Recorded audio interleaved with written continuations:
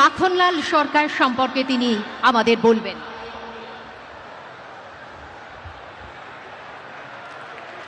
শিলিগুড়ি নিবাসী শ্রী মাখনলাল সরকার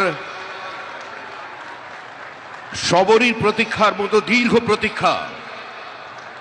ভারত কেশরী ডক্টর শ্যামাপ্রসাদ মুখার্জি, যিনি ভারতের সংবিধান এবং ভারতবর্ষের অখণ্ডতার জন্য এই বাংলায় জন্মগ্রহণ করে নিজের প্রাণ দিয়েছিলেন, যাকে কাশ্মীরের জেলে রহস্যজনকভাবে কার্যত খুন করা হয়েছিল, এবং তার সেই যাত্রার যিনি সহযোগী ছিলেন, সেই মাখনলাল সরকার ৯৭ বছর বয়স হয়েছে তার, তিনিও আজকের দিনে আমাদের এখানে এসে উপস্থিত হয়েছেন।